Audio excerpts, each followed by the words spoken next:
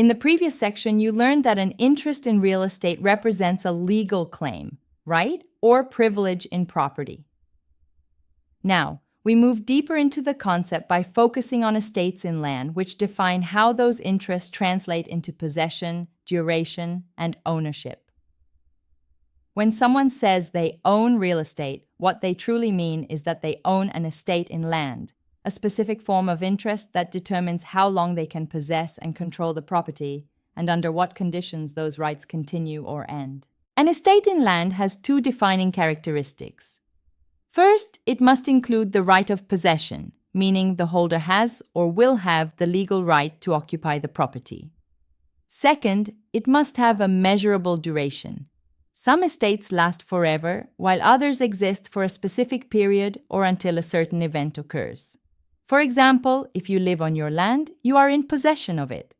If you lease that land to another person, you temporarily transfer possession but will regain it once the lease ends. Estates can be held by one individual or entity or shared by multiple owners. When one person or entity holds the estate, it is called tenancy in severalty, meaning ownership is held severed from others. When multiple people or entities hold the same estate, it is known as cotenancy, such as joint tenancy or tenancy in common.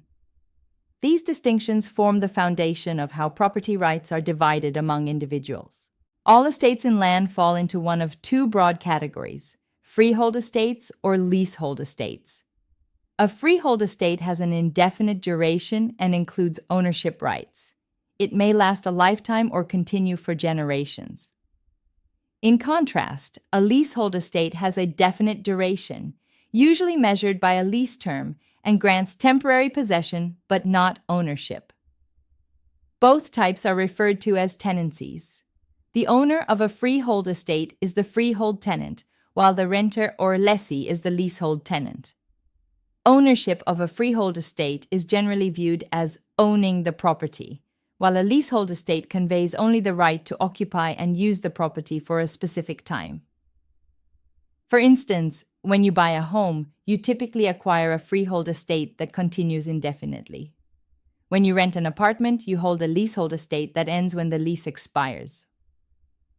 Freehold estates. Freehold estates differ based on how long they last and what happens to them when the owner dies. The two main types are fee simple estates, which may last indefinitely, and life estates, which last only for the life of the owner or another person. The most common type of ownership in real estate is the fee simple estate, which includes the full bundle of rights and is inheritable. A fee simple estate represents the highest form of private property ownership. It allows the owner complete control over the land, subject, of course, to government powers such as zoning, taxation, eminent domain, and escheat. Within this category are two main variations: fee simple absolute and fee simple defeasible. The fee simple absolute estate is the most complete form of ownership. It is perpetual, not subject to conditions or limitations, and freely transferable to heirs. Most homeowners in residential real estate hold property in fee simple absolute. This estate grants the owner every right associated with property ownership: the right to occupy, use, lease, sell, mortgage, or will the property. However, even this highest form of ownership is not without limits. It remains subject to government regulation and private restrictions, such as covenants or easements.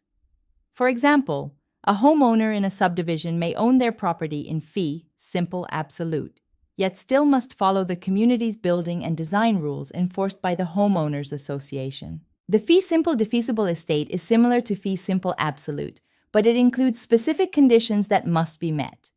If these conditions are violated, the estate may revert to the original owner or their heirs. In other words, it can be defeated. This type of estate is often used when property is donated or transferred for a specific purpose, such as educational or charitable use. There are two common forms of fee simple defeasible: fee simple determinable and fee simple conditions subsequent. A fee simple determinable automatically ends when a specific event occurs or a condition is no longer met. For example, if you donate land to a university, so long as it is used for educational purposes, the university owns the property in fee simple determinable.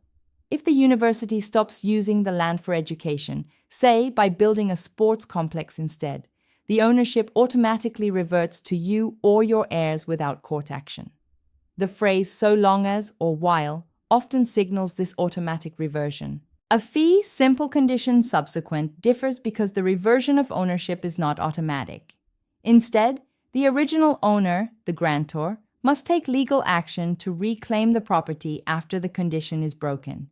For instance, if you deed property to a farming organization on the condition that it continues to grow crops and the organization stops farming, you or your heirs may reclaim the property, but only by taking steps through the court. Wording such as provided that or on condition that typically indicates this form of estate. Both defeasible forms give the current owner full rights to the property as long as the stated conditions are met. However, they create future interests for the grantor or heirs, legal rights that exist now but become possessory only if the condition is violated. To summarize, a fee simple absolute is ownership without conditions and is the most common form of property ownership. A fee simple determinable automatically reverts to the grantor if a specific condition ends. A fee simple condition subsequent allows the grantor to reclaim the property if conditions are not met, but only through legal action. Every property owner in fee simple, whether absolute or defeasible, is still subject to the four government powers: police power, eminent domain, taxation, and escheat, as well as private restrictions. The grantor is the person who conveys ownership, while the grantee is the person receiving it. Review summary. In this section, you learned that an estate in land refers to the legal possession of property and its duration. Estates are classified as freehold or leasehold, depending on how long the holder may occupy the property and whether ownership is involved. A freehold estate represents ownership with an indefinite duration, while a leasehold estate grants temporary possession. The most complete form of ownership is the fee simple absolute, which includes the full bundle of rights and can be inherited. The fee simple defeasible adds conditions that can cause ownership to revert to the original owner if violated. These distinctions define how property is owned, transferred, and protected under law. Discussion. Why is it more accurate to say you own an estate in land rather than the land itself? Answer. Because ownership refers to the legal rights to possess, use, and control property for a specific duration, not necessarily permanent ownership of the physical land. How does a fee simple determinable differ from a fee simple condition subsequent? Answer. A fee simple determinable automatically reverts to the grantor when a condition is broken, while a fee simple condition subsequent requires the grantor to take legal action to reclaim the property. Why is a fee simple absolute the most desirable estate in real estate? Answer. Because it offers complete ownership with no conditions, can be inherited, and continues indefinitely, subject only to lawful restrictions. Can multiple people hold the same estate in land? Answer. Yes. Through covenancy, two or more parties may share ownership of the same estate, each holding undivided rights to the property. Closing remarks. The concept of estates in land lies at the very heart of real property law. It defines not just who owns a property, but also how long they may enjoy it and under what conditions that ownership continues.